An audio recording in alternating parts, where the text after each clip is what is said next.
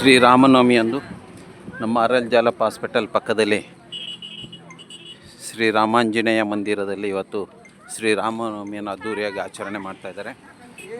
ಇದಾಗಿದೆ ರಂಗೋಲಿ ಎಲ್ಲ ತುಂಬ ಚೆನ್ನಾಗಿದೆ. ಜನಗಳೆಲ್ಲ ಹಿಂಗೆ ಸೇರಿದ್ದಾರೆ, ಹಲವಾರು ಜನಗಳು ಸೇರಿದ್ದಾರೆ. ಪ್ರಸಾದ ಇದೆ, ದೇವರ ದರ್ಶನ ಮಾಡ್ಕೊಂಬರೋಣ ಮೊದಲಿಗೆ.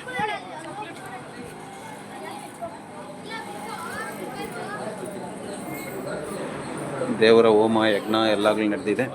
ಇಲ್ಲಿ ದೇವರಿದ್ದಾರೆ, ಆರಾಮ ವಿರಾಜಮಾನರ. ಜೈ ಶ್ರೀರಾಮ್ ಅಂತ ಬಲಗಡೆ ಇಟ್ಟು ಕಾಲಿಟ್ಟು ಒಳಗಡೆ ಬರೋಣ.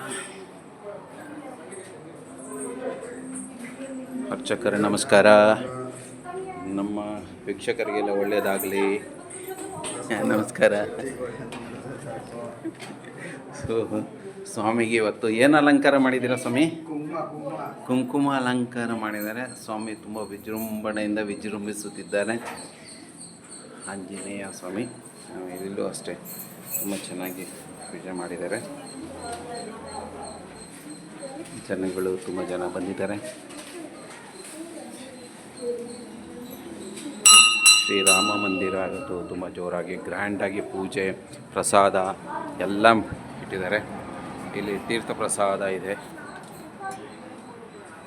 ಅದೇ ರೀತಿ ಇದೆ. ನೋಡ್ಕೊಂಬರೋಣ. ಇನ್ನು